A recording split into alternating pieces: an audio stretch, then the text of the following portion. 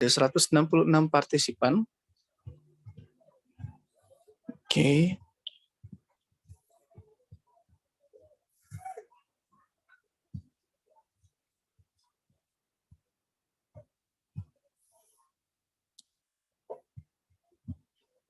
Dan buat teman-teman yang baru bergabung ya, hari Minggu itu jadwalnya khusus member. Jadi teman-teman yang sudah member bisa bertanya banyak di sini ya teman-teman ya. Dan nanti tanya jawabnya setelah sesi materi selesai.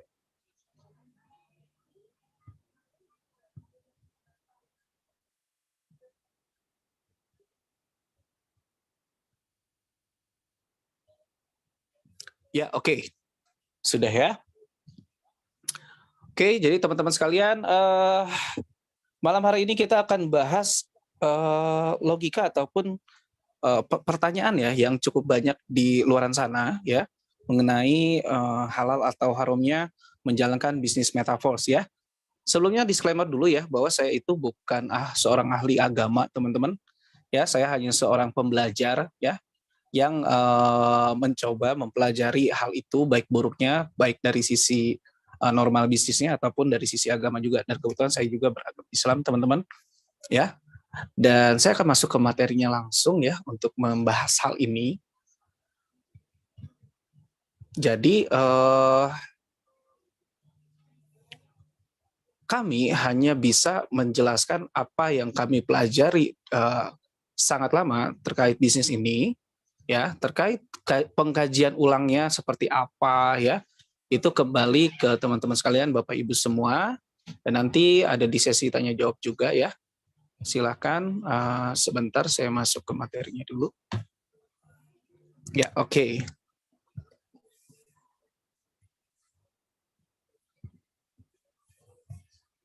Ya, oke. Ya, thank you ya. Metaverse halal atau haram, ini sangat banyak pertanyaan terkait hal ini ya teman-teman ya yang diulang. Dan mudah-mudahan dari materi malam hari ini yang kita bahas lebih detail terkait bisnis seperti apa metaverse yang kita jalankan ini, mudah-mudahan bisa lebih dipahami dan bisa membuat teman-teman semua lebih semangat, dan juga Bapak Ibu sekalian yang mungkin belum bergabung karena hal ini bisa lebih yakin ya terkait kebaikan bisnis ini. Oke. Ya, pertama membahas terkait cryptocurrency-nya dulu ya.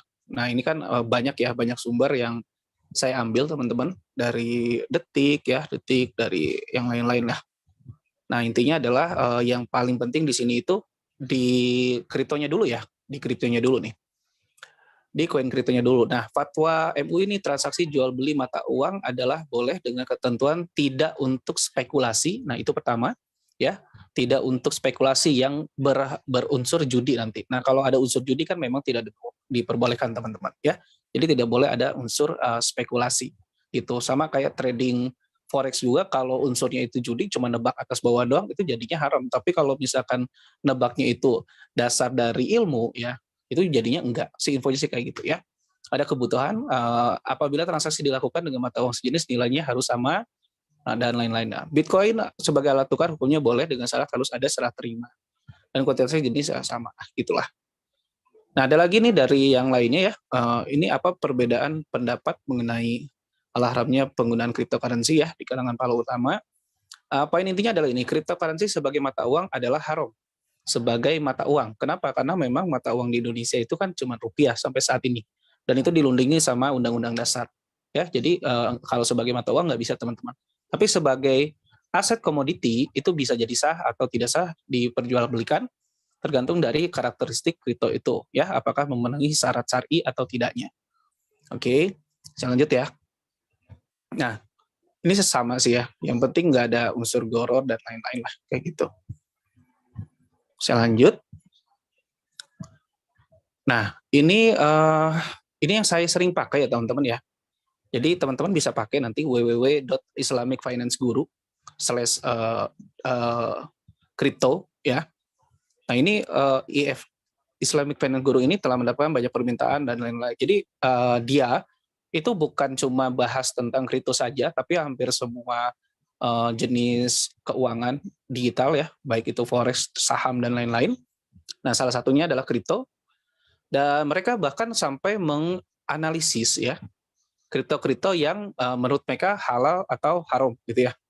Nah, halal cryptocurrency ini ada 50-an lebih dan juga bisa di-searching sih. Jadi di sini halal atau enggaknya ada yang yes, ada yang no. Ya, misalkan kayak gini. Jadi koin kripto namanya apa nih? MKR ya, Maker, terus Celsius gitu ya. Itu dikatakan no, dan itu bisa diklik tuh find out here-nya ya. Jadi temukan kenapa alasannya dibilang tidak halal dan kenapa dibilang halal. Itu ya. Dan salah satunya ini nomor 29 adalah DAI. Ya, DAI token yang kita pakai teman-teman. Baik itu saat beli coupling digital maupun saat kita menerima hasilnya. Ya, jadi kita bukan dapat mata uang digital miliknya Metaverse, bukan. Kita dapatnya koin DAI itu ya teman-teman ya. Dan ini adalah Ibrahim kan dari finance gurunya. Nah, melanjut lagi dari situ kami searching juga terkait Matic ya teman-teman ya. Apakah Matic halal? Nah, intinya sih kayak gini ya. Kalau di websitenya itu resminya dalam bahasa Inggris ya. Nah, ini terjemahannya teman-teman ya. Nah, ini bisa dilihat di paling boldnya lah ya. Kami yakin Polygon ini halal. Nah, Polygon ini Matic ya teman-teman ya. Polygon itu adalah koinnya adalah Matic. Kami yakin Polygon ini halal. Nah, ini intinya. Ya, ini tadi DAI-nya, sekarang Matic-nya. Nah, dua itu yang kita pakai. Yang untuk transaksi sebenarnya adalah DAI-nya saja ya teman-teman ya. Tapi kalau untuk Matic itu hanya dipakai sebagai Vigas saja sih, Vigas transaksi.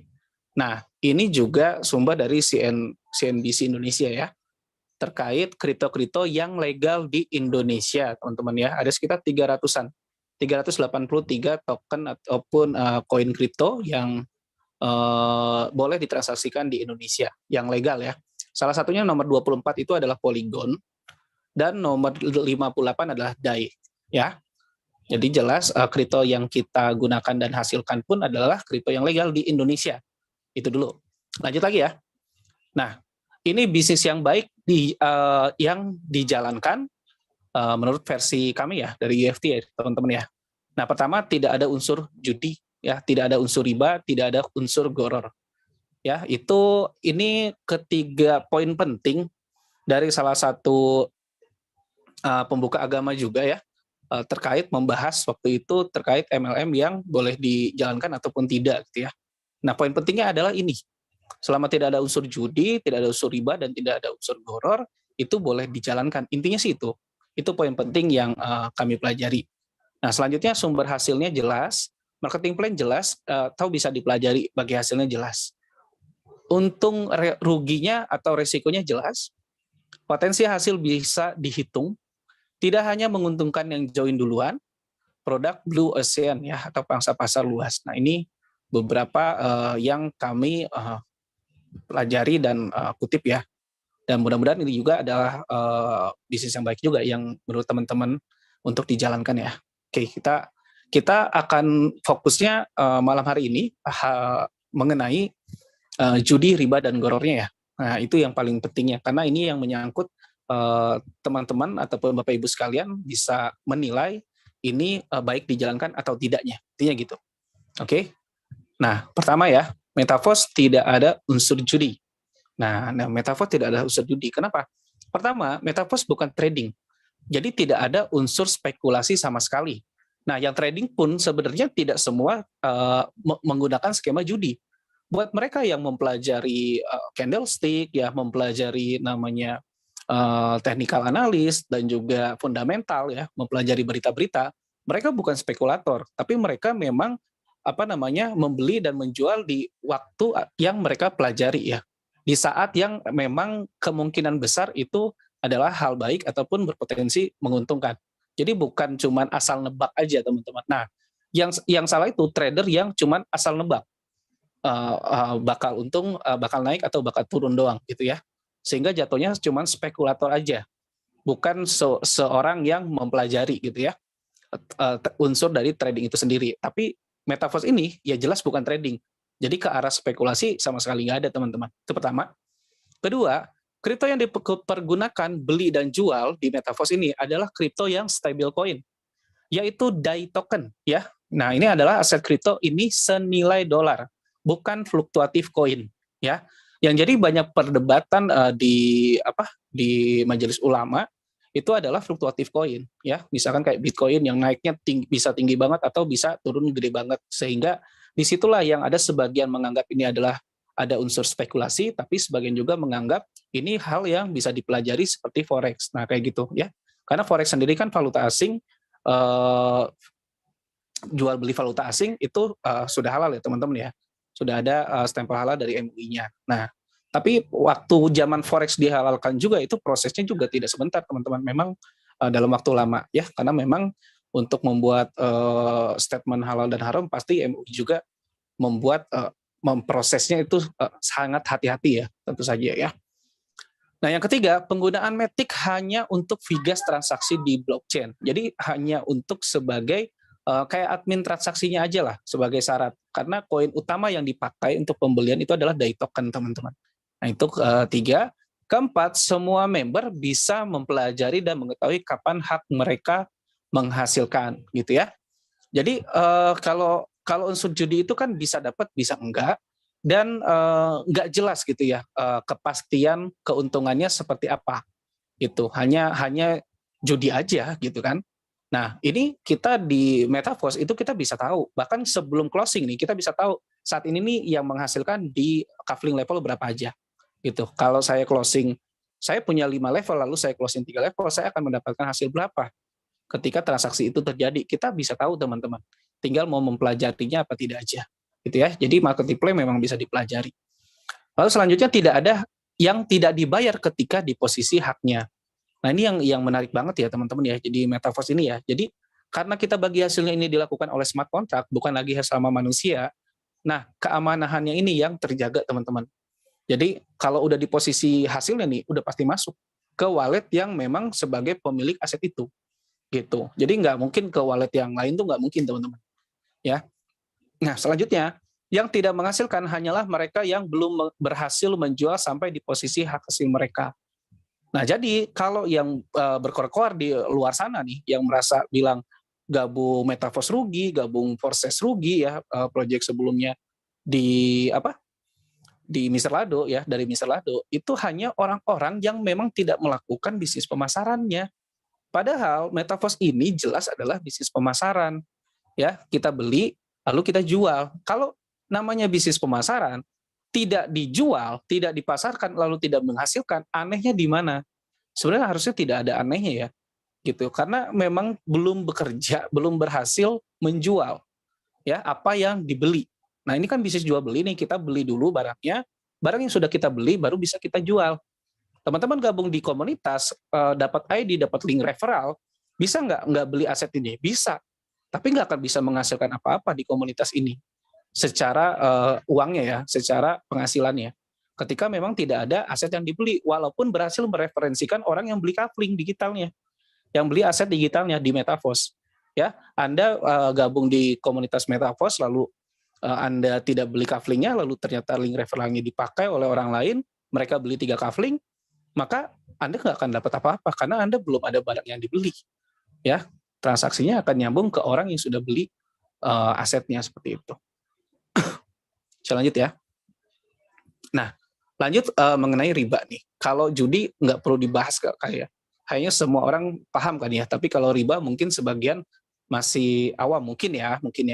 Nah, ini saya ambil penjelasan riba ini dari Wikipedia biar lebih umum ya, karena mungkin di sini juga tidak semuanya Muslim. Nah, ini riba ini ya dari Wikipedia, bisa dicek aja ya. Riba adalah penetapan bunga atau melebihkan jumlah pinjaman saat pengembalian berdasarkan persentase tertentu dari jumlah pinjaman pokok yang dibebankan kepada peminjam. Bla bla bla bla bla. Ya, intinya sih sederhananya adalah riba itu penambahan harga ya yang tidak adil atau tidak masuk akal gitu ya intinya. Gitu. Jadi apalagi yang berhubungan dengan uang atau tanpa ada produknya sama sekali atau dari aset yang ditukar gitu ya, baik itu fisik ataupun digital. Jadi benar-benar uang doang nih. Contoh kayak kita minjem uang, ya kita minjem uang ke si A, lalu ketika kita minjam uangnya 1 juta, benar-benar cuma minjam uang nih, ya, lalu kita mengembalikannya 1.100.000 saja, itu udah dianggap riba, tuh. Nah, sebenarnya gitu. Dan banyak lagi sih riba-riba lain, ini jenis-jenis ribanya, ya, ada riba ini, kedua ya, ini suatu manfaat tingkat kelebihan tertentu yang lain-lain ya. Utang dibayar lebih, pokoknya. Nah, ini yang tadi utang dibayar lebih ya, terus riba dan lain-lain lah, ya. Dan ini mungkin penjelasan terkait perbedaan bunga dan bagi hasil nih, teman-teman. Ini cukup menarik sih ya. Nah, ini bunga. Bunga itu penentuan bunga dibuat pada waktu akad dengan asumsi harus selalu untung, gitu. Jadi kalau Anda dapat di sesuatu, naruh uang doang nih, dapatnya untung doang nih, nggak ada rugi-ruginya nih, itu disebut bunga, dan itu masuknya ke riba juga. Tanya begitu ya. Nah, bagi hasil, penentuan besarnya rasio dan nasabah dibuat pada waktu akad dengan berpedoman pada kemungkinan untung rugi. Gitu. Jadi konsep yang dibenarkan itu adalah bagi hasil harus ada kemungkinan untung rugi. Jadi bukan untung doang nih. Karena dalam akad di ini ya, ini kan kalau riba ini udah pasti Islam banget ya. Di dalam riba ini itu tidak boleh satu pihak tuh untung doang, gitu. Jadi akadnya itu harus sesuai dengan kemungkinan yang ada, untung dan rugi. Nah, intinya sih gitu ya. Besarnya persentase berdasarkan pada jumlah uang atau modal yang dipinjamkan. Nah, ini ya. Jadi kalau misalkan ada yang sistemnya itu, untungnya dari Anda naruh 100 juta, Anda dapat untung sekian persen setiap bulan gitu ya. Jadi nggak ngelihat tuh usahanya lancar atau enggak gitu ya. Anda taunya untung doang deh. Nah, itu dianggapnya riba ya kalau di penjelasan di sini ya. Besarnya rasio bagi hasil berdasarkan dari jumlah keuntungan yang diperoleh. Nah, jadi kalau yang dibenarkan ya, diharuskan di sini, yaitu bagi hasil yang diperoleh dari keuntungan yang terjadi gitu ya. Contoh kayak royalti NFT nih di Metaverse ya, itu bagi hasilnya dari omset yang terjadi di dunia gitu. Jadi omsetnya berapa, 30%-nya dibagi ke pemegang saham royalti NFT gitu. Jadi bukan si pemegang royalti NFT-nya naruh uang 200 juta lalu dapat sekian persen dari modal yang dia taruh. Dan pasti gitu, cuma tahu untung doang. Enggak, teman-teman. Ya, sistemnya bagi hasil. Ya, jadi nggak masuk ke yang kiri nih, ke yang bunga ya. Nah, kalau yang bunga lagi nih, pembayarannya bunga tetap seperti yang dijanjikan tanpa pertimbangan apakah proyek yang dijalankan itu akan untung atau rugi. Nah, ini sama sih yang tadi ya. Nah, ekstensi diragukan ya kalau tidak dikecam oleh beberapa kalangan ya, tidak ada yang meragukan keabsahan bagi hasil. Gitu. Jadi transparan juga salah satunya ya, masuk juga gitu. Oke, saya lanjut lagi ya. Saya coba lanjut lagi. Nah, kenapa Metaverse ini tidak ada unsur riba? Ya, ini sepembelajaran kami. Jadi mungkin kalau teman-teman di sini ada yang memang ahli agama dan lain-lain, kita bisa sharing bareng juga setelah sesi ini ya. Karena sekali lagi saya bukan ahli agama, saya hanya seorang pembelajar dan saya berusaha untuk membuat informasi yang netral ya teman-teman ya. Dan ini dari apa yang memang saya dan teman-teman semua pelajari dari bisnis ini. Nah, Metaverse tidak ada unsur riba, kenapa? Pertama, tidak ada upping price. Tidak ada proses menaikkan harga nih teman-teman ya. Teman-teman beli kafling level 1, $5, jualnya $5. Ya, dalam proses jual beli aset digital post marketing ini. Ya, teman-teman beli level 2 nih $10, teman-teman jualnya $10. Ya, teman-teman nggak bisa tuh jualnya $20, $30 itu bukan yang nggak bisa sih, bisa aja, tapi siapa yang mau beli? Karena semuanya itu harganya sama, teman-teman, dan tertera di asetnya itu harganya berapa. Ya, jadi nggak bisa kalaupun mau dijual lebih ya orangnya ya akan aneh lah. Ini kok 10 harganya 10 dai kok Anda jualnya 12 dai sih? Kan ada keterangan ya di asetnya itu harganya berapa. Nah, yang kedua persaingan harga di seluruh dunia sama, harga jual sama. Nah, ini kan lebih asik ya. Jadi kita orang mau beli ke Indonesia, ke tim di Indonesia atau tim di luar negeri, harganya sama. Level 1 itu 5 dai atau $5. Level 2 10 dai, $10. Level 3 20 dai, $20. Semua sama, teman-teman. Jadi nggak ngelihat dia distributor pertama, apa distributor kedua, apa maklar ketiga, agen keempat. Nah, nggak ada kayak gitu, teman-teman ya. Jadi langsung. Nah, ketiga, keuntungan didapatkan karena mendapatkan aset yang lebih dari satu buah. Nah, ini kenapa bisa jual di harga yang sama, nggak harus naikin harga. Karena pertama ini adalah aset digital, nggak mungkin ini bisa terjadi di aset fisik, teman-teman. Ya, nah paket S3 untuk 3 kafling digital. Jadi kita beli contoh S3 itu di level 3 ya, harganya $20, kita dapat 3 kafling digital yang bisa dijual. Makanya orang beli sama tetap $20 pun itu bisa menghasilkan lebih dari yang kita beli itu, ya. Logikanya di situ. Nah, kalau kita yang paket S6 itu kita dapat 6 kafling digital. Nah, selanjutnya ya, tidak dikenakan bunga atau penambahan modal dari aset yang sudah dibeli. Nah, jadi di Metaverse ini ketika Anda sudah membeli contoh misalkan 5 level ya, $155, 155 DAI, itu tidak ada namanya per tahun biaya perpanjangan aset ataupun biaya maintain ataupun biaya perbaikan aset Anda, ya itu nggak ada. Jadi sekali beli itu bisa dijual kapan aja, ya. Nah, selanjutnya aset yang sudah dibeli bisa dijual kapanpun. Nah, tadi ya sudah dibahas. Dan aset yang dibeli adalah untuk dipasarkan. Bisa untung ketika dipasarkan dan bisa rugi atau tidak untung jika tidak dipasarkan. Jadi ini real business gitu ya. Anda sudah beli asetnya. Anda tahu aset utama ini untuk akan pasti menguntungkan ketika Anda langsung jual lagi gitu ya. Jadi ini kayak franchise lah atau apa gitu ya. Bisa dijual lagi dan Anda tahu Anda akan untung ketika Anda melakukan bisnis pemasarannya. Anda melakukan proses pemasarannya. Ya, jika tidak jual, sebenarnya kalau dibilang rugi juga enggak juga ya, karena asetnya kan nggak expired. Cuman resikonya di sini tuh belum terjual, belum untung sih sebenarnya, gitu ya. Tapi di sini jelas bahwa tidak ada kepastian untung dengan Anda tidak melakukan apa-apa sama sekali di sini, gitu ya. Semuanya menghasilkan dari terjadinya pemasaran di komunitas Metaverse ini, baik di Indonesia maupun di luar negeri. Nah, lanjut nih, masalah goror ya. Pembahasan goror. Nah, ini goror dari Wikipedia juga ya. Goror ini adalah istilah dalam kajian hukum Islam yang berarti keraguan, tipuan, atau tindakan yang bertujuan untuk merugikan orang lain. Sederhananya, goror ini kayak sebuah penjelasan terkait ketidakjelasan atau ketidakpastian. Nah, gitu ya. Nah, Metaverse ini kenapa tidak ada unsur goror nih ya? Nah, ini yang kami pelajari ya. Pertama, semua yang memasarkan punya kepastian hasil, ya. Lalu ketika kita membeli, kita tahu dana kita diterima siapa. Itu tinggal dipelajari aja caranya gimana, teman-teman, ya. Dan itu historinya nggak bisa hilang, ya. Nggak bisa hilang dan nggak bisa diubah-ubah. Dan itu transparan siapa yang diterima. Jadi kita bisa ngecek nih, ketika kita beli level 1, $5 berkurang, lalu kita cek yang menerima $5 ini wallet mana, dan wallet itu kita bisa cek itu ID-nya di Metaverse itu ID berapa, ID-nya siapa gitu ya. Nah, ketiga, ketika kita hasil, kita bisa tahu, ketika kita menghasilkan gitu ya, kita bisa tahu hasil kita didapatkan dari pembelian transaksi pemasaran siapa. Ya, sehingga sumber hasilnya jelas. Jadi teman-teman di sini ketika dapat hasil, teman-teman bisa tahu hasilnya dapat dari mana gitu ya. Bukan tiba-tiba dapat uang aja pokoknya. Nggak tahu sumbernya dari mana sehingga kita nggak tahu mereka akan bisa bayar terus apa enggak. Nah, di sini jelas teman-teman ya.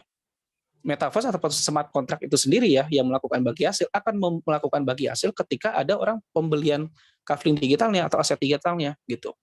Ya. Jadi bahkan ketika memang Anda belum berhasil memasarkan dan Anda mendapatkan hasil dari pemasaran yang dilakukan upline dan tim upline Anda, ya, itu terjadi karena mereka melakukan juga transaksi jual belinya.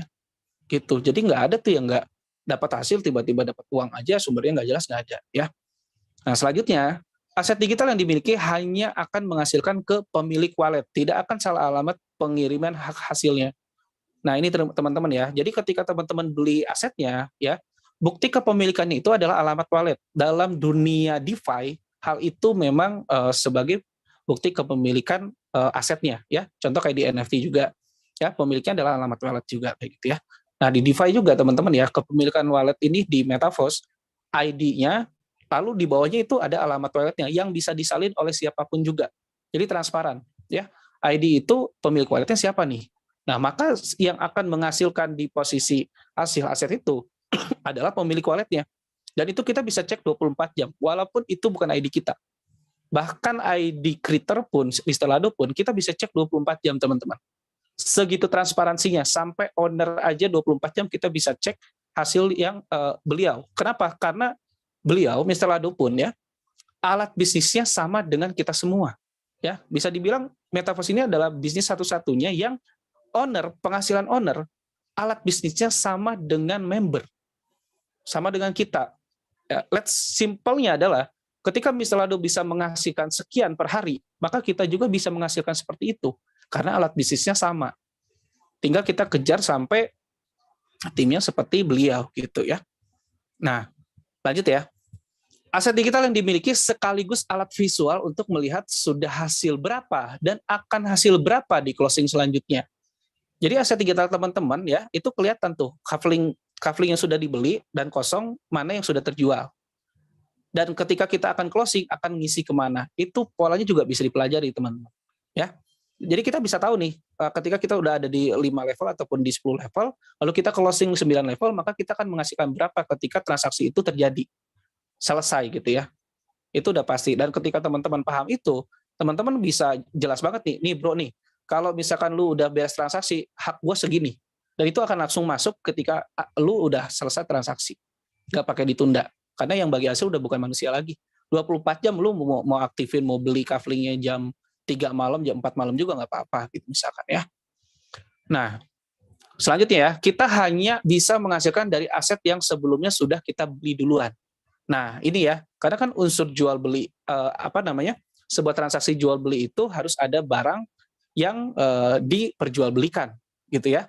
Jadi ketika Anda menjalankan sebuah bisnis pemasaran jual beli ya, maupun itu adalah digital aset ya, Anda maka harus memiliki aset itu dulu gitu ya. Anda harus beli dulu. Contoh misalkan Anda gabung di komunitas ini tadi ya, nggak beli aset sama sekali, lalu Anda ID-nya dan link referralnya itu di-share, ternyata ada yang join di komunitas ini dan mereka beli asetnya, maka Anda nggak akan dapat apa-apa. Walaupun mereka misalkan beli langsung 12 level kafling ya, 300 jutaan. Anda nggak akan dapat apa-apa. Kenapa? Karena Anda belum beli barangnya. Seperti itu ya. Ketika Anda beli barangnya 3 level, lalu mereka beli 5 level, bisa nggak? Bisa. Tapi yang hak untuk Anda hanya di 3 level saja, level 1, 2, 3. Ini kayak anggapan kayak kontrakan. Ketika Anda punyanya 3 pintu kontrakan, yang butuh kontrakannya itu butuh 5 pintu kontrakan, maka Anda hanya bisa transaksi 3 pintu kontrakan, sisanya ke orang lain. Simpelnya seperti itu ya.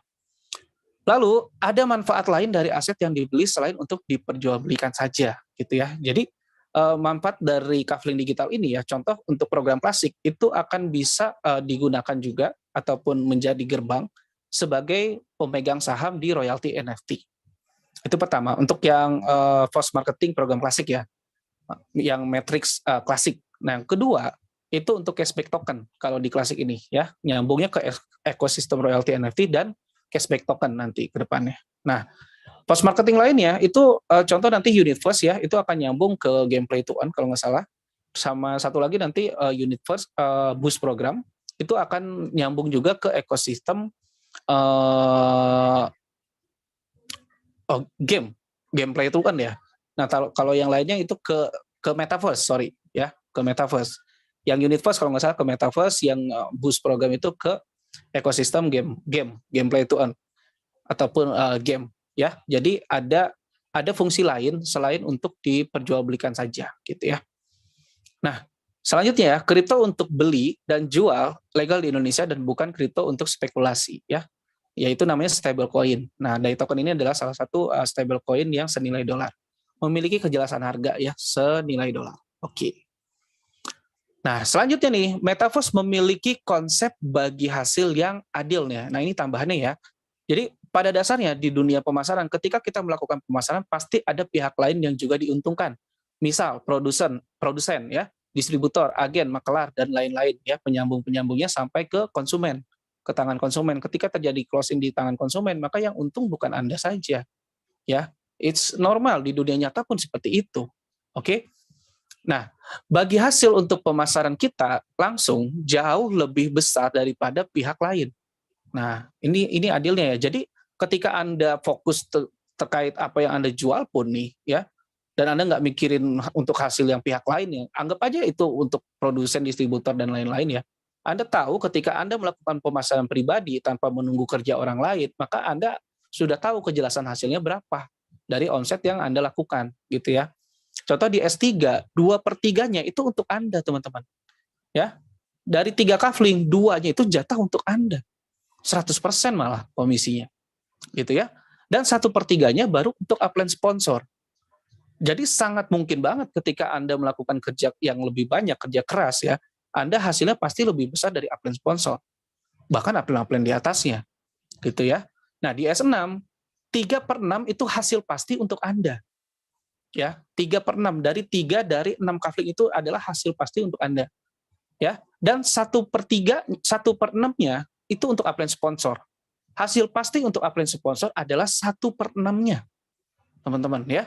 Dan 2/6 lainnya itu untuk crossline atau upline sponsor, tergantung posisinya nih di sini, ya. Karena upline metrik itu bisa jadi crossline, bisa jadi upline sponsor, ya. Makanya kepastian upline sponsor di 1/3-nya, di mana di posisi reaktivasi ataupun repayment, pembelian kembali, ya. Tapi kalau untuk di posisi baris satunya kita, itu belum tentu ke upline sponsor, bisa ke crossline kita kanan kiri, ya. Jadi kita di sini bisa memungkinkan saling memberi gitu ya. Nah, selanjutnya nih, kesamaan peluang hasil lebih besar walaupun bergabung tidak di awal-awal. Nah, ini yang cukup menariknya ya, karena tadi bisa dilihat ya, penghasilan kita pribadi ketika kita melakukan pemasaran jauh lebih besar dari upline sponsor dan juga crossline. Jadi kalau Anda bekerja jauh lebih keras, hasilnya pasti jauh lebih besar, teman-teman. Ya. Nah, selanjutnya nih, marketing plan yang bisa dipelajari dan bisa dihitung sendiri. Jadi marketing plan yang ada, teman-teman bisa pelajari banget ya. Bahkan hitungan yang sudah kami lakukan dari UFT yang modal 100 ribuan jadi 1 miliar, itu bisa dihitung sendiri ya. Bisa dihitung sendiri mengapa hal itu bisa terjadi dan sumbernya dari mana ya. Semua dari pemasaran semua, teman-teman, nggak ada sumber hasil yang nggak jelas tiba-tiba ada gitu, nggak ada, teman-teman ya. Nah, seperti itu. Jadi ini adalah penjelasan terkait bisnis Metaverse ini ya, mengenai menyambung ke apakah ada unsur judi atau goror dan juga riba gitu ya. Dan mudah-mudahan penjelasan ini bisa lebih membuka wawasan teman-teman sekalian ataupun semua orang yang memang belum gabung di komunitas Metaverse ini agar bisa lebih